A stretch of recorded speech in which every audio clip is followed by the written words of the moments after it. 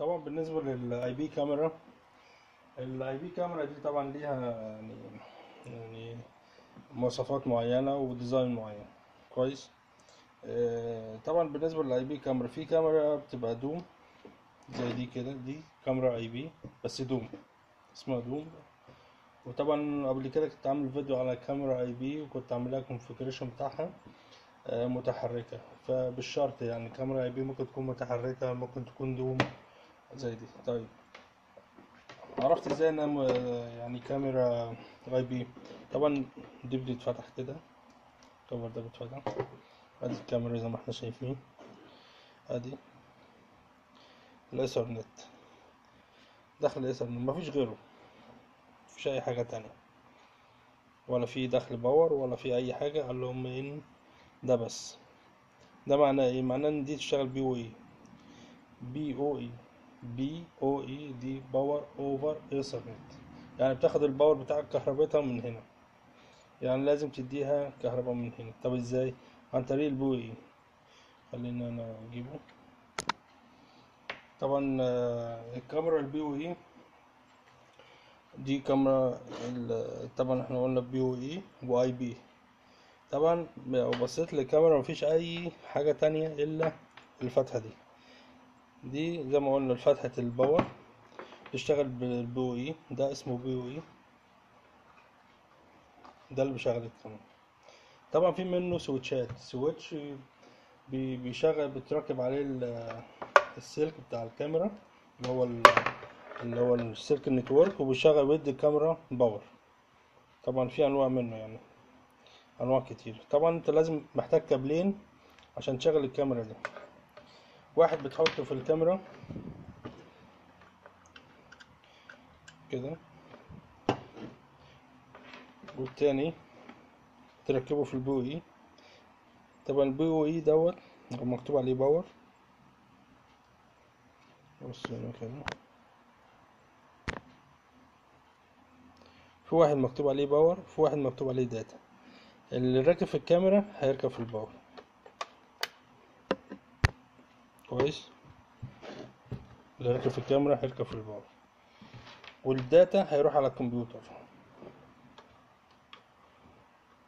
احنا شايفين ده هيروح على الكمبيوتر. كويس.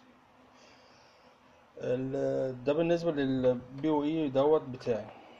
طبعا على في تاني، لو زي ما قلت من شوية، السويتش بيطلع لك كهرباء اللي هو البي او اي. في سويتشات بي او اي، وفي زي دوت اللي معايا، يعني في كده وفي كده حسب الشبكة. انت لو عندك شبكة بتجيب اللي هو السويتش البي او اي، ده متوفر في السوق، موجود ومعروف. طبعا اي كاميرا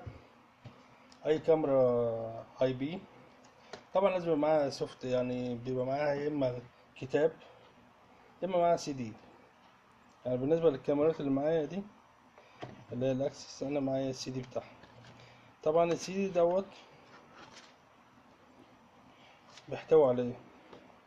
السي دي ده بيحتوي على المانوال بتاع الكاميرا، المانوال اللي هو الكتالوج يعني، ده المانوال. طبعا الكاميرا دي ليها اي بي ديفولت بتاعها. ازاي هتعرفه؟ يعني انت دلوقتي عايز تخش على الكاميرا دي تكتب الاي بي بتاعها، تعرفه ازاي؟ من خلال السي دي بتاع اللي موجود معاك، او الكتيب بتاع الكاميرا اللي هو المانوال بتاع الكاميرا. عايز طبعا بتخش بعد كده بيدي فيه، بعد ما بتخش بيديك الباسورد. هتعرف منين الباسورد؟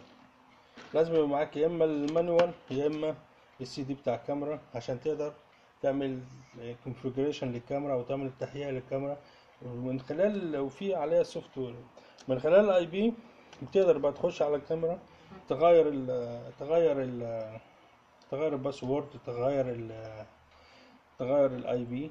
يعني مش لازم الديفولت اي بي بتاعها، بتغيره انت بمزاج حسب الشبكة اللي عندك. بتغير الباسورد، بتخليها باسورد تاني خالص، لان دي حاجات اعدادات مصنع انت بتغير فيها زي ما انت عاوز. كويس. دي بالنسبة للكاميرات الاي بي زي ما احنا شوفنا كده، دي اي بي. طبعا في كاميرات اي بي تانية ما بتستخدمش البي او اي، يعني في كاميرات بتركب كابل النتورك هنا وكابل الباور هنا، في ليها كابل باور بتركبه، فمش كله زي بعض. السلام عليكم. طبعا بالنسبة للكاميرات هنفترض مثلا الكاميرات الاي بي دي، الاي بي طبعا دي بيتحط لها اي بي وبيتحط لها باسورد. هنفترض ان انت نسيت الاي بي، نسيت الباسورد والدنيا مش عارف، لان هي غير الكاميرات التانية. الكاميرات التانية دي مش محتاجة لا اي بي ولا محتاجة اي حاجة، لما انها بتوصل على الشاشة وخلاص، او الدي في ار وخلاص. فانت بتعمل ايه في الحالة دي؟ لو انت نسيت الباسورد او الاي بي بتاع الكاميرا عشان تخش عليها، هتعمل ايه في الحالة دي؟ بتعمل اعادة ضبط مصنع زي الموبايلات والجوالات والحاجات دي كلها. بتعمل اعادة ضبط مصنع من هنا في زرار او سويتش، انا فاكر دي في هنا ريسيت اهو، ده ريسيت.